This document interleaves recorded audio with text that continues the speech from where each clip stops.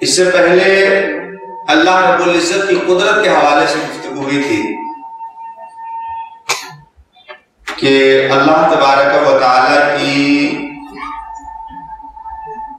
جو صفات ہیں جن کا تمام متکلمین، اشاعرہ، اہل سنت و جماعت اقرار اور تسلیم کرتے ہیں، ان 7 صفتوں میں سے ایک صفت قدرت ہے۔ قدرت کے حوالے سے ہی گفتگو ہوئی تھی اس سے پہلی والی نشست میں، اور اس کا نتیجہ یہاں تک پہنچا تھا کہ جس چیز کے اندر مقدور بننے کی صلاحیت ہے اللہ تبارک و تعالیٰ کے زیر قدرت وہ ساری چیزیں ہیں، اور جو چیز اپنے اندر مقدور بننے کی صلاحیت ہی نہ رکھے، اس معنی کر کے کہ اللہ اس کو کرنا چاہتا ہی نہیں ہے، تو اللہ تبارک و تعالیٰ نے چاہا ہی نہیں، اس لیے اس چیز کے اندر اللہ کی قدرت سے متعلق ہونے کی خوبی پیدا نہیں ہو سکی اور وہ چیز مقدور نہیں ہو سکی۔ ورنہ اللہ جو چاہے وہ ممکن ہے، اور ہر ممکن قدرت باری کے ماتحت ہے۔ اشاعرہ کا ایک بنیادی موقف اس سلسلے میں یہ ہے کہ الممکنات کلھا مستندۃ الی اللہ تعالی، تمام ممکنات، تمام کے تمام ممکنات براہ راست اللہ تبارک و تعالیٰ کی قدرت کی طرف منسوب ہے، اللہ کی قدرت سے صادر ہے۔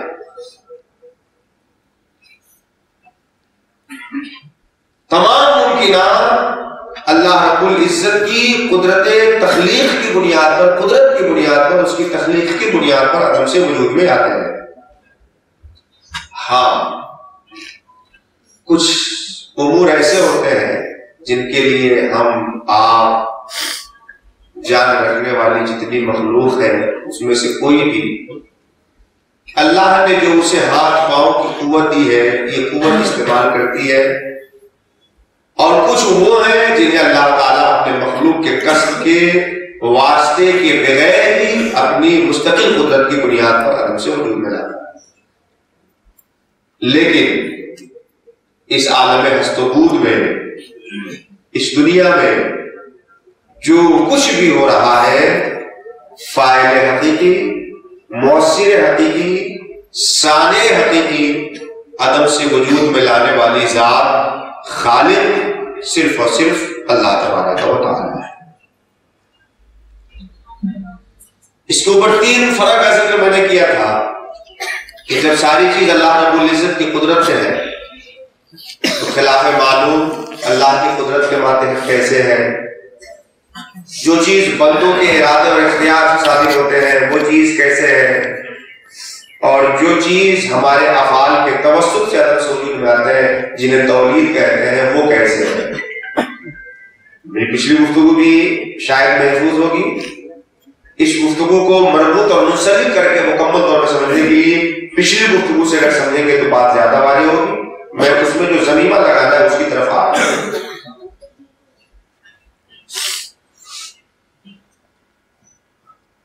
اس عالم میں اللہ تبارک و تعالیٰ نے ہمارے اور آپ کی آسانی کے لیے، سہولت کے لیے، بندوں کی آسانی کے لیے سبب، مسبب، شرط، مشروط، علت، معلول، جز، کل، ظرف، مظروف، یہ سارے علاقے بنائے، یہ سارے تعلقات بنائے، یہ سارے رشتے بنائے ہیں کہ بندے میری قدرت تو کامل ہے، میں تو چاہوں تو بغیر علت کے معلوم کو عدم سے وجود میں لا دوں، بغیر سبب کے مسبب کو پیدا کر دوں، لیکن تمہارے لیے میری عادت کریمہ یہ جاری ہے کہ اگر تمہیں مسبب چاہیے سبب استعمال کرنا، معلول چاہیے علت استعمال کرنا، مظروف چاہیے ظرف کے پاس جانا، جب وہاں تم جاؤ گے تو وہاں جانے کے بعد ہماری رحمت اپنی عادت کے مطابق تمہیں مسبب، معلول اور مظروف عطا کرتے ہیں، لیکن سبب استعمال کرنے کے بعد ہمیں سبب کی طرف نہیں کرنا ہے، اللہ کی رحمت پہ نظر کرنا ہے۔ حصول نتیجہ کے لیے ترتیب مقدمات کے بعد نتیجہ حاصل کرنے کے لیے ہمیں اللہ کی رحمتوں کا امیدوار کرنا ہے، کیونکہ اگر اللہ رب العزت اسباب کو استعمال کرنے کے بعد مسبب عدم سے وجود میں نہ لائے تو ہم ایک دو سبب نہیں لاکھوں کروڑوں سبب استعمال کر کے بھی مسبب کو عدم سے وجود میں کبھی لا نہیں سکتے، کیونکہ یہ کام ہمارا ہے ہی نہیں، یہ صلاحیت ہماری ہے ہی نہیں۔ عدم سے وجود میں لانے کی صلاحیت تو صرف اور صرف اس ذات کی ہے جو ذات اس عالم کو بنانے والی ہے اور جس کے ہم لوگ عبادت کرنے والے ہیں، جس کی ہم لوگ عبادت کرنے والے ہیں، جسے ہم لوگ معبود مانتے ہیں۔ لیکن وہ ذات سبب کو چاہے تو ذریعہ ہماری نظروں میں بناتے ہوئے استعمال کرنے کے بعد ہمارے سبب کے بعد مسبب پیدا کرے، نہ چاہے تو براہ راست سبب کے مسبب پیدا کرے۔ بڑا مشہور واقعہ ہے، حضرت ابراہیم علیہ السلام جب آگ میں ڈالیں گے، بڑی محنت سے نمرود نے آگ تیار کروائی، لکڑیاں اکٹھا کرا کر کے اس کی لپٹیں بڑی خطرناک دکھ رہی تھی۔ حضرت ابراہیم علیہ السلام اس آگ میں ڈالیں گے، اللہ تبارک و تعالیٰ کا فرمان ہے، یا نار کونی برداً و سلاما علی ابراہیم، اے آگ برد و سلام ہو جا میرے ابراہیم کے لیے، برد اور سلام ہو جا۔ آگ کا کام تو جلانا ہے، اللہ رب العزت آگ سے فرماتا ہے برد ہو جا۔ آگ جلاتی ہے مگر ابراہیم علیہ السلام آگ میں جاتے ہیں اور یہ آگ جلاتی نہیں، حضرت ابراہیم علیہ السلام کی قدم بوسی کرنے لگتی ہے، استقبال کرنے لگتی ہے، کیونکہ آگ کا جلانا اپنی مرضی سے نہیں ہے، اس رب کی مرضی سے ہے، اور اس رب نے کہہ دیا ہے کہ جلانا نہیں، آپ تو برد و سلام ہو جائے۔ ہمارے طلبہ بیٹھے ہیں، علماء بیٹھے ہیں، عربی زبان اور سے واقفیت رکھنے والے لوگ بیٹھے ہیں، قدرت باری کو سمجھنے کی جہت سے ذرا قرآن کی اس اسلوب پہ نظر رکھیں۔ برد اور سلام یہ دونوں کے دونوں مصدر ہیں، اور مصدر وصف محض ہوتا ہے، وصف محض ہونے کی حیثیت سے کسی ذات پہ اطلاق کی گنجائش مصدر کے اندر نہیں رہتی۔ کسی ذات پہ مصدر کا اطلاق کرنے کے لیے مصدر کی ساخت بناوٹ اس کی حیت سے ہٹ کر کے کچھ الگ سیغے ہیں جن سیغوں پر وزن لایا جاتا ہے اور کسی ذات کو اس کا عمل ہوتا ہے، جن کو اسماء مشتقات کہتے ہیں، جن کو مصدر سے نکالا گیا کسی ذات میں محمول کرنے کے لیے۔ اس میں فاعل کا صیغہ ہے، اس میں مفعول کا صیغہ ہے، صفت مشبہ کا صیغہ ہے، اس میں ظرف کا صیغہ ہے، اس میں اعلیٰ کا صیغہ ہے۔ یہ سب مصدر سے بنتے ہیں تاکہ کسی ذات کے اوپر ان کا اطلاق اور حمل ہو سکے۔ مثال کے طور پر زید، اگر ہم اس کے اوپر مصدر کا حمل کرنا چاہیں اور زید العلم کہیں تو مصدر کے اندر مصدر ہونے کی حیثیت سے یہ صلاحیت نہیں ہے کہ زید کی ذات میں محمول ہو سکے، ہمیں اس سے مشتق کر کے کوئی صیغہ نکالنا پڑے گا جو ان 6 صیغوں میں سے جس صیغے سے مناسب کر گیا ہوگا۔ تو زید عالم کہیں گے یا زید معلوم اننا کہیں گے، اس میں فاعل کا صیغہ اس کے لیے استعمال کریں، اس میں مفعول کا صیغہ استعمال کریں، تقاضے کے اعتبار سے جو صیغہ مناسب اور بلاغت کے اعتبار سے حال کے مطابق ہو وہ صیغہ استعمال کریں۔ تو مصدر کے اندر کسی ذات پہ محمول ہونے کی صلاحیت مصدر ہونے کی حیثیت سے نہیں ہوتی۔ ہاں ایسا ہوتا ہے کبھی کبھی کہ کسی ذات کے اندر وہ صفت اس درجے کی پائی جا رہی ہے جس صفت پہ مصدر دلالت کرنے والا ہے، وہ صفت اس درجے کی پائی جا رہی ہے، اس درجے کی پائی جا رہی ہے کہ گویا کہ اب اس کو وصف محض ہی کہتے ذات کا لحاظ کیے ہوئے. جیسے کہتے ہیں کہ فلاں اتنا عالم ہے، اتنا بڑا عالم ہے، تو اس کے لیے عالم مت کہو، اس کو سراپا علم ہی کہو. اب اس کے اوپر جو وصف مصدر کا مصدر وصف محض کا اطلاق ہوا وہ اس کے اندر زیادتی علم کو بتانے کے لیے.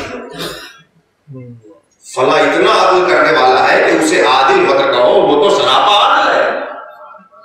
یہاں جو ذات کے اوپر وصف محض مصدر کا اطلاق ہوا اس ذات کے اندر اس صفت کی زیادتی کو بتانے کے لیے اللہ رب العزت آگ کو حکم فرماتا ہے یا نارو کونی برد. نار ذات ہے، آگ ذات ہے. آگ کے وصف محض کا اطلاق نہیں ہوتا. اللہ رب العزت جب اپنے اشرف المخلوق انسان کو جو اس کی استطاعت سے باہر کی چیز ہو مکلف نہیں کرتا تو آگ کو برد بننے کا مکلف کیسے کرے گا؟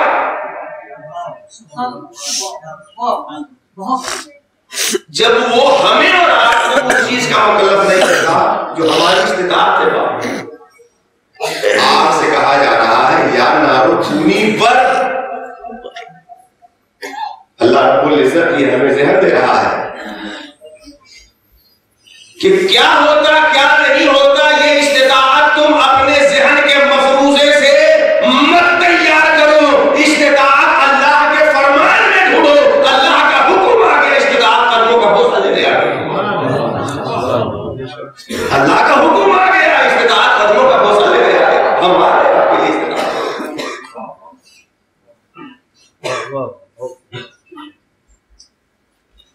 آگ سے اللہ رب العزت نے فرمایا یا نارو کونی، اے آگ ہو جا.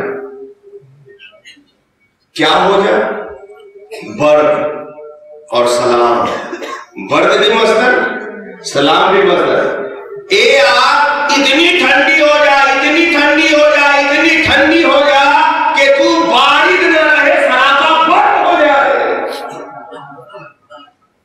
اللہ نے آگ کو بارد ہونے کا حکم نہیں دیا. کیا حکم دیا؟ برد ہونے کا حکم دیا. اور ابھی میں نے آپ کو سمجھایا کہ زید علم ہے اور زید عالم ہے. بڑا فرق دیا. اللہ نے کیا فرمایا؟ اے آگ بارد نہیں برد ہو جا، سراپا برد ہو جا. اچھا ٹھیک ہے، اللہ کا حکم آیا، آگ سراپا برد ہو گئی، سراپا برد ہو گئی. جب آگ سراپا برد ہوگی تو پھر اس برد کا عالم کیا ہوگا؟ کیونکہ ہر نبی کا معجزہ اللہ کی قدرت کا مظہر ہے، ہر ولی کی کرامت اللہ کی قدرت کا مظہر ہے، اور ہر نبی ولی چھوڑے کائنات کا ہر ذرہ اس کی قدرت کاملہ کا حاصل ہے. وہ قادر مطلق ہمارا رب ہے جس کے معبود ہونے کا ہم اپنے قلب سے اعتراف و یقین کرتے ہیں. لیکن مجھے جو اس پہ حاشیہ لگانا ہے وہ حاشیہ ہی ہے.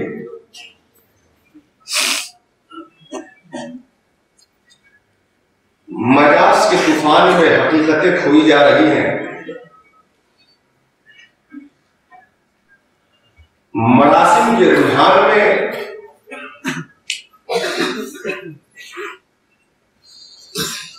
حقائق غیر شعوری طور پر چھپانے کی کوشش کی جا رہی ہے، یہ حقائق مخفی ہوئے جا رہے ہیں.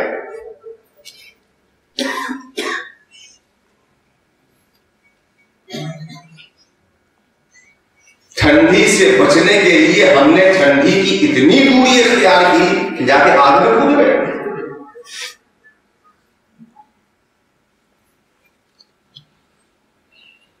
میں مانتا ہوں کہ آپ کو یہ حق ہے کہ ٹھنڈی سے بچنے کے لیے آگ کے پاس جائیں، لیکن ٹھنڈی سے بھاگنے میں بھی اقتدار رہے کہ آگ کے پاس جائیے، آگ میں نہ جائیے.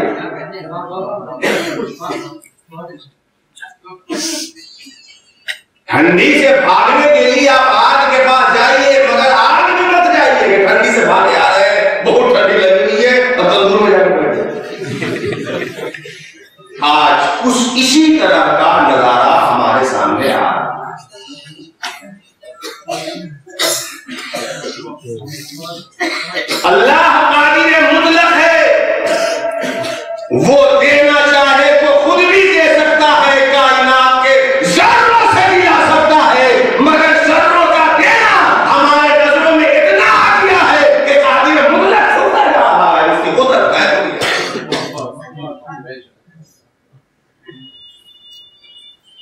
اللہ جس طرح سے خود دے سکتا ہے دوسرے سے دلا بھی سکتا ہے، وہ قادر مطلق ہے، جیسے چاہے ویسے کر سکتا ہے،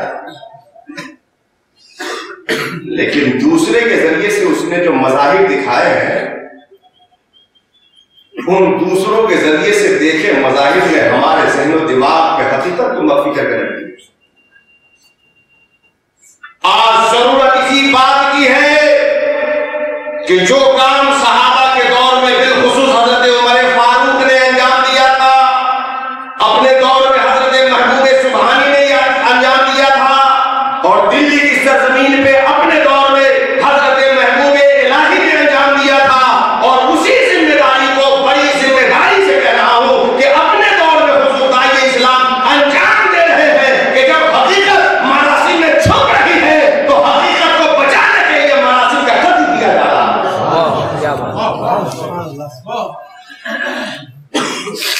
حقیقت کو آشکارا کرنے کے لیے مراسم کے پردے جلائے جا رہے ہیں۔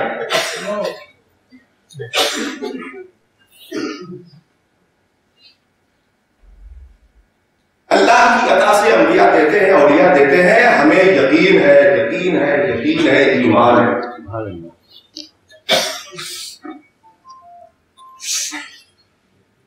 آپ یوں سمجھ لیں، من عرف نفسہ فقد عرف ربہ، جو خود کو پہچانتا ہے وہ خدا کو پہچان لیتا ہے۔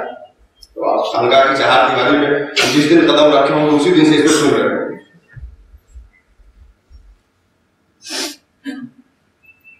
حضور داعی اسلام بار بار یہ مثال دے کر کے ہم لوگوں کو ذہن میں اور دل میں یہ بات اتارتے تھے اور اتارتے ہیں ابھی کہ ابھی خان محبوب صاحب نے بڑی اچھی نعت پڑھی اور نعت کے ساتھ ساتھ لہجہ بھی بہت اچھا پیش فرمایا۔ آپ خوش ہو کر کے ان کو نظر پیش کی،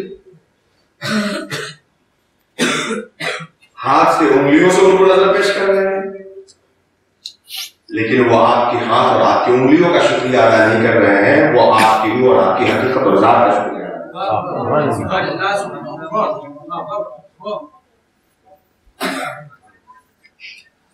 آپ بتائیں کہ اگر آپ میں سے 1 گھنٹہ کسی کو مار دیا جائے تو آپ ڈنڈے پہ غصہ ہوں گے کہ ڈنڈا چلانے والے پہ غصہ ہوں گے؟ کس پہ غصہ ہوں گے؟ اگر آپ کا 40واں حصہ نہیں ہوگا نا مار کھانے والے کے بعد تو وہ ڈنڈے پہ غصہ نہیں اتارے گا، چلانے والے پہ غصہ اتارے گا۔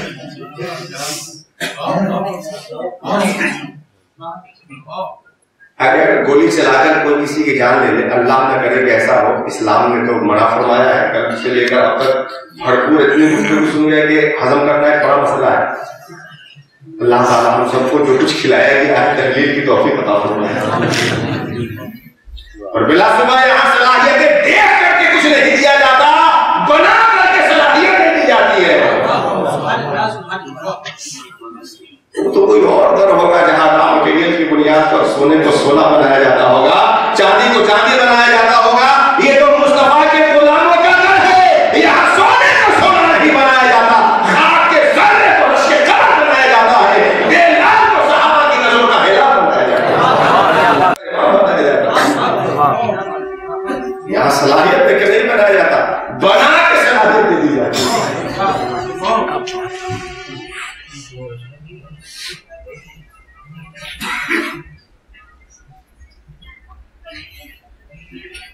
میں عرض یہ کر رہا تھا کہ گولی اگر کسی کو چلا کر کے جان لے لے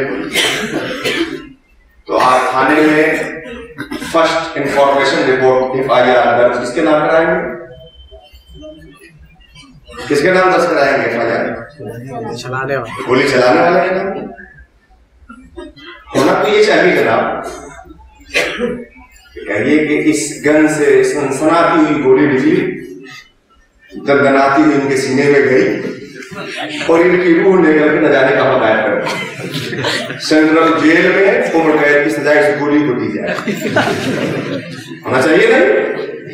لیکن آپ کہیں گے نا مولانا صاحب یہ منطق الٹی ہم کو مت سمجھائیے، لاٹھی خود سے نہیں چلتی، گولی خود سے نہیں چلتی، یہ ہاتھ خود سے نہیں دیتا، پاؤں خود سے نہیں چلتا۔ من عرف نفسہ فقد عرف ربہ،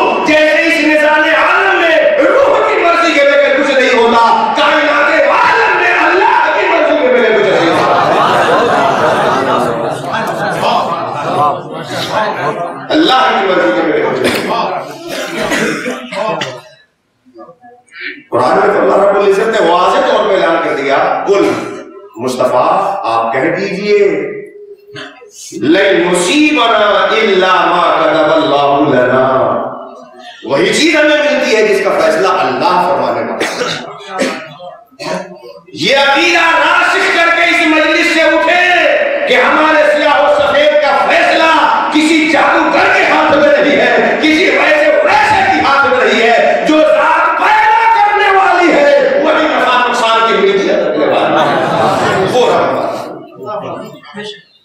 اب اس کی مرضی مولانا صاحب بنا کر کے اسٹیج پر آ کر کے علامہ صاحب کا نام لگوائے، بادشاہ بنا کر کے تاجور بنائے، یا اس کی مرضی جہل کے پردے میں وہ عرفان دے جس کو عالم دیکھ کر کے احاطہ دے،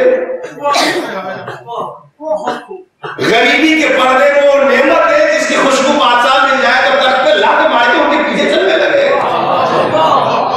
نہ علم میرا علم ہے، نہ خوشی میری خوشی ہے، مجھے جس طرح تو رکھے تیری بندہ پر وہی ہے، مولا تو ہمارا خالق ہے، تو ہمارا مالک ہے، ہم تیری امانت ہے، تیری مرضی جس طرح سے تو چاہے ہمارے اندر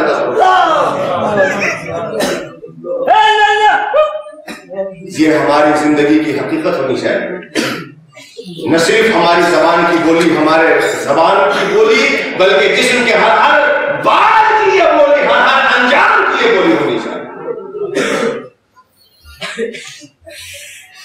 تو اللہ کی ذات دینے والا ہے، اللہ کی ذات قدرت رکھنے والا ہے، اللہ کیا چاہتا ہے جیسے روح اس مجازی دنیا میں کہہ سکتے ہیں ایک اعتبار سے کہ ان اعضاء کی طرف نظر کرتے ہوئے بذات دینے والی۔ اب اگر ہاتھ سے مل گیا تو ہم انگلی کو پکڑ رہے ہیں اور اس انگلی کے پردے میں جو روح دے رہی تھی اسی کو بھول گیا، کہیں زبان سے کہا کر کے خادموں سے آرڈر دلا دیا کہ تو اب زبان کو پکڑے رہے اور روح غائب ہو گیا۔ ارے زبان کٹ جائے گی تو انگلی سے لکھ کر کے دے دے گا، انگلی کٹ جائے گی تو زبان سے ادا کر کے دے دے گا، دونوں کٹ جائے تو اشاروں میں خزانے اٹھا کر کے دے دے گا۔ اس مجازی تصرف کی قوت کا یہ عالم ہے۔ اللہ تو قادر مطلق ہے، چہ نسبت خاک را و عالم پاک لیسا کمثلہ شیء، اس کی شان ہے، اس کی قدرت مطلقہ مجازی تصرف میں گھیر رکھے ہیں، اس کی قدرت مطلقہ کو ہم مجازی تصرف میں گھیر رکھے ہیں۔ اگر نہیں گھیر رکھے ہیں، نہیں گھیر رکھے ہیں تو قبر پہ جانے میں اور نماز میں سجدے میں جانے میں ہماری حالت الگ الگ کیوں رہتی ہے؟ بڑا سوال ہے میرا اس وقت پوری جماعت سے۔ اگر مجازی تصرف کے دعووں نے ہمیں اپنے جامع تصویر میں نہیں مبتلا کر رکھا ہے تو سجدوں میں ہمیں قادر مطلق کا تصور کیوں نہیں ہوتا، کیوں نہیں گر گراتا؟ جس قدر گر گرا کے قبر کے پاس مانگتے ہیں، اللہ کا تصور کتنا کیوں نہیں کرتا ہے؟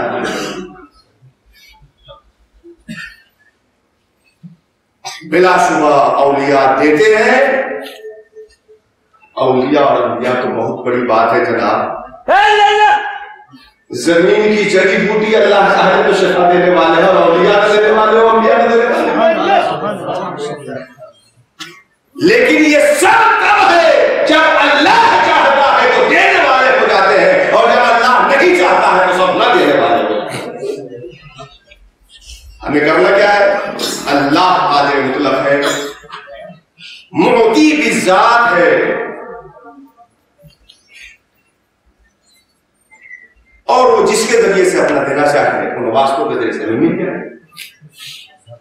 صورتحال یہ ہو چکی ہے کہ کچھ لوگوں نے اللہ کی عطا سے دینے ہی کا انکار کر دیا کہ اللہ کی عطا سے بھی نہیں دے سکتے، تو آپ نے کہا کہ نہیں اللہ کی عطا سے دے سکتے ہیں۔ اب بات میں جو اختلافی پس منظر رہا ہوگا وہ سب کے سب ختم ہو گیا، اور ان تصرفات مجازیہ کا اتنا دماغ پہ بخار سوار ہو گیا کہ حقیقت سمجھ میں نہیں آ رہی۔ حضرت عمر کی زندگی سے سے اور اپنے مشائخ کی تعلیمات سے آپ اس سبق کو مضبوط کریں گے اور اپنی بات نہیں کرتا ہوں.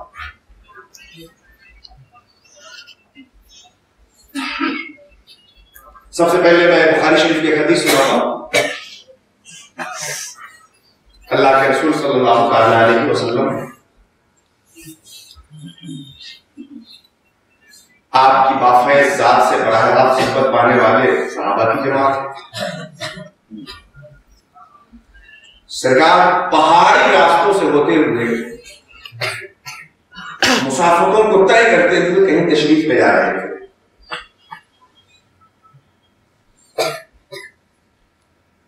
راوی حدیث بیان کرتے ہیں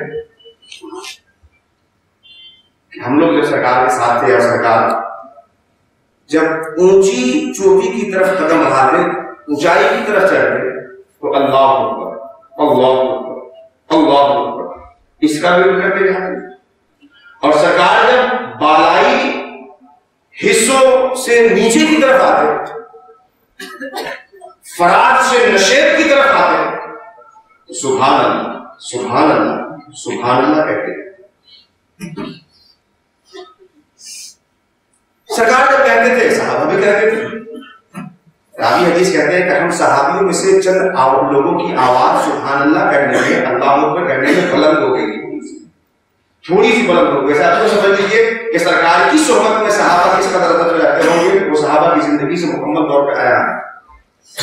اللہ کے رسول سبحان اللہ کو کرتے ہوئے اللہ اکبر چڑھتے ہوئے کہہ رہے تھے, صحابہ بھی کہہ رہے تھے. بعض صحابہ کی آواز تھوڑی سی بلند ہو گئی.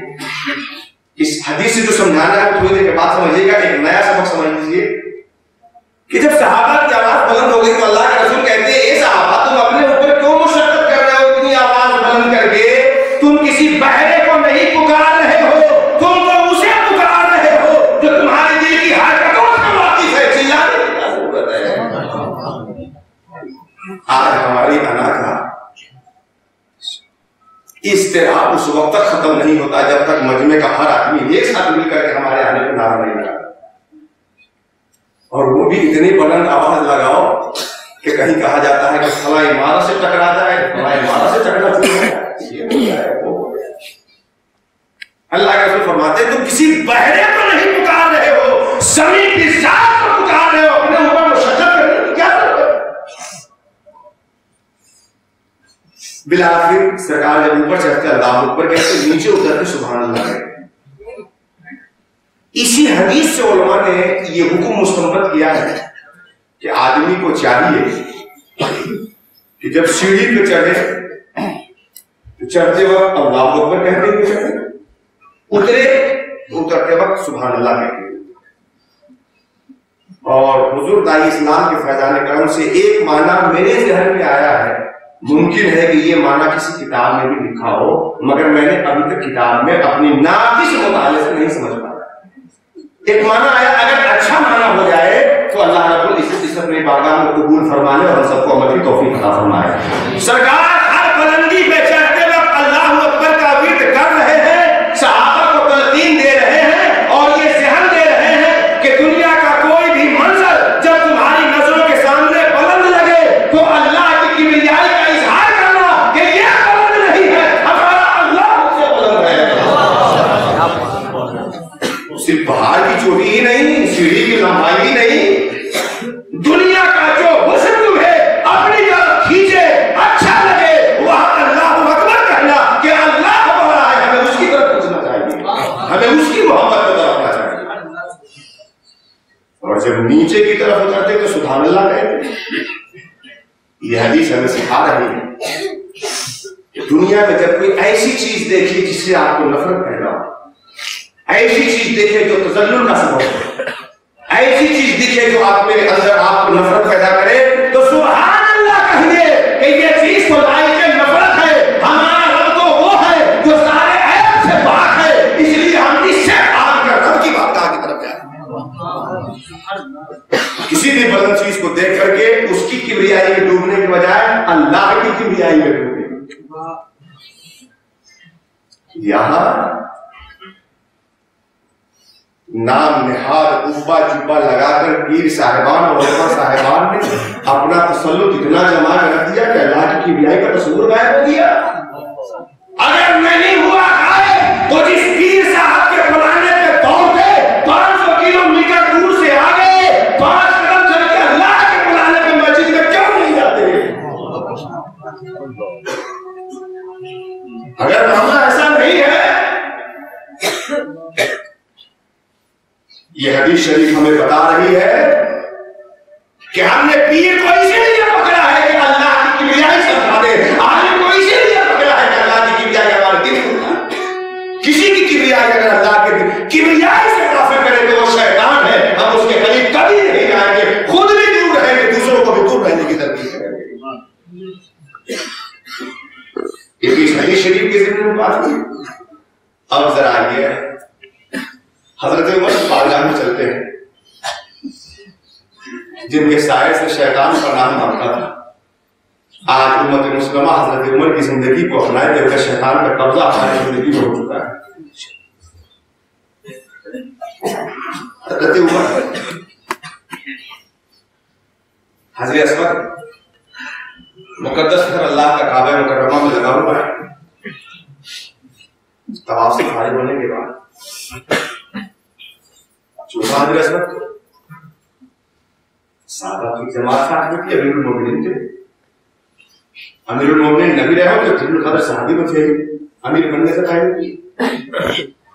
हजरत उमर वो सहाबी थे जिनके राय के मुताबिक अल्लाह अपनी वही को नाज़िल फरमाता था, उनकी राय को अपनी वही से तारीफ बख्शा। हजरत उमर हजरत असवद से मुखातब होकर कहते हैं, ए हजरत असवद, मुझे यकीन है और मैं अच्छी तरह जानता हूं तो पत्थर था, पत्थर है, पत्थर रहेगा।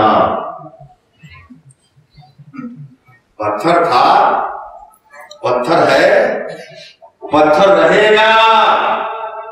न तेरे अंदर नफा की कोई गुंजाइश है, न नुकसान की कोई गुंजाइश।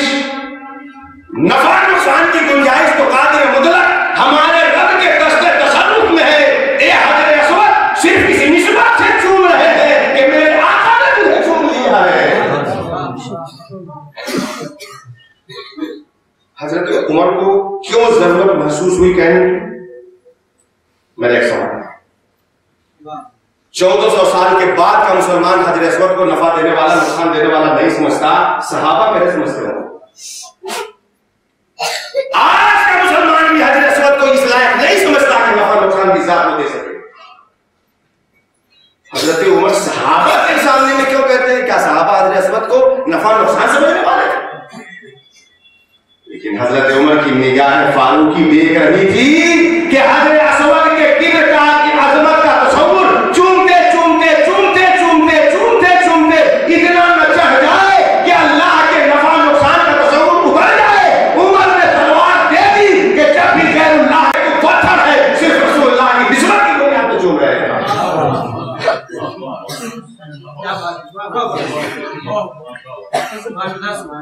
सरकार मदीना शरीफ से हिजरत करके, मक्का शरीफ से हिजरत करके मदीना चले गए और हिजरत करके जब गए या हिजरत से फिर जब मक्का शरीफ आना जाना हुआ 300-350 किलोमीटर का फासला होगा, 500 किलोमीटर का फासला। इस बीच सरकार जब जा रहे तो कहां रुकते, किस नमाज के लिए, कहां रुकते असर पढ़ते, कहां रुकते ज़ोहर पढ़ते, कहां रुकते मगरिब पढ़ते, कहां रुकते इशा पढ़ते, कहां रुकते रात को ठहरते, कहां रुकते फजर पढ़ते और कब किस वक्त जाते, वो सारे मकामात थे।